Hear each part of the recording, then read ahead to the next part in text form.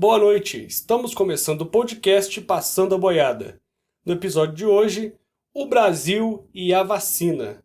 Antes de tudo, gostaria de te pedir, siga as redes sociais da Ciclo, seja no Facebook, Instagram, no Twitter, no YouTube, Spotify, pois lá tem muito conteúdo para você. Nas notícias da semana, temos aí a mais recente delas, a reforma ministerial do governo Bolsonaro. Alguns ministros pediram demissão e forçou o presidente da República a fazer forçosamente uma mini-reforma. Entre os ministros que caíram está o ministro da Defesa, o general Azevedo, e o ministro das Relações Exteriores, que vai ocupar uma parte desse podcast de hoje, o ministro Ernesto Araújo.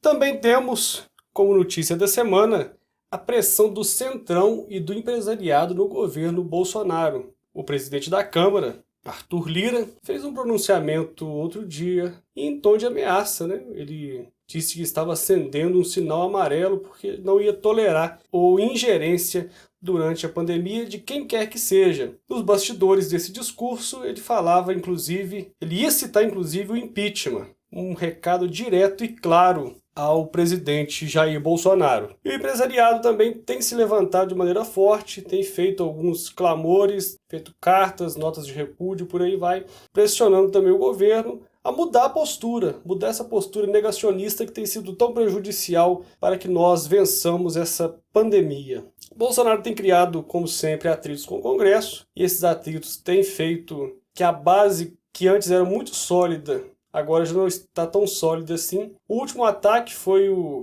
ministro Ernesto Araújo, que caiu atirando, né, na senadora Cátia Abreu e criou aí uma tensão, inclusive sendo convocada inclusive uma reunião entre o presidente da República e o presidente do Senado para tratar dessa crise, porque nas palavras do presidente do Senado, as palavras do Ernesto Araújo teriam atingido todos os senadores. Era uma conversa de algo sobre o 5G da China, aquelas conspirações que essa ala ideológica do governo, na qual o Ernesto Araújo se incluía, acreditam, né, nessa influência da China, nesse poderio da China sobre o poder no Brasil. Também temos que destacar a mudança de postura do presidente Jair Bolsonaro. Tem usado máscara, tem evitado um pouco as aglomerações, embora no dia do seu aniversário na semana passada ele ainda tenha causado, né, uma aglomeração, porém ele está mudando um pouco a postura. Fez um pronunciamento outro dia dizendo que defende a vacinação, que nunca negou a crise, o que é mentira, né? Ele fala uma coisa e desfala ao mesmo tempo.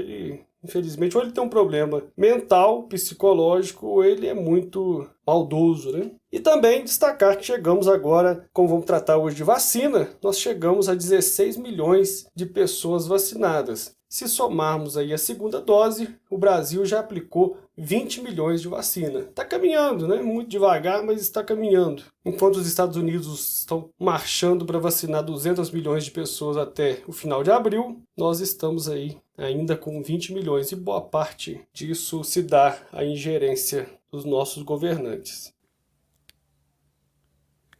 Você já pensou em atuar na área ambiental e não sabe como? No atual cenário, todo mundo se interessa no assunto, mas é difícil achar uma direção, não é? Só que na realidade é mais fácil do que você pensa, e você pode dominar um assunto como levantamento ambiental num curso de 3 horas. Duvida? Confira o link na descrição e se surpreenda com essa facilidade. Bom, mas para entrar no assunto é necessário a gente fazer uma abordagem histórica do Brasil e a sua relação com a vacinação.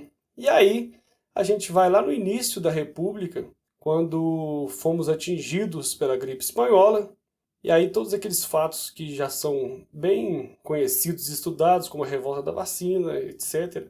A gente destaca o papel de Oswaldo Cruz nas vacinas. A gente sempre teve uma boa relação com a imunização, até os governos mais obscuros que esse país já teve, a gente sempre se preocupou com vacinação, sempre estivemos na vanguarda no que se trata de vacinação. O que é diferente de agora. O governo federal, desde o início, buscado minimizar a crise, para começar, negar a crise. Aquele senhor deputado Osmar Terra chegou a dizer que o coronavírus ia matar 800 pessoas no Brasil. Então, no início da pandemia, esse negacionismo, essa dificuldade, essa atribuição de culpa à China, buscar inimigos imaginários, o que o governo fez o tempo inteiro, atrasou totalmente o nosso planejamento para a vacina. Haja vista que o governo, por não acreditar na pandemia, não acreditar nessa doença, não acreditar no potencial que a Covid-19 tem, né, eles acharam por bem não se preocupar ou não investir tanto em vacina como deveria. Então, ficou mais a cargo dos estados e mais diretamente ao estado de São Paulo, pois lá está a sede do Butantan. Por isso, esses estados tiveram um investimento maior em vacina e conseguiram garantir pelo menos aí essas primeiras semanas de vacinação. Se não fosse o investimento dos estados, nós estaríamos numa situação muito pior de vacinação. Já estamos numa situação ruim, muito atrasados, com muita dificuldade. E se os estados não tivessem investido da maneira que deveria, nós estaríamos numa situação ainda mais complicada.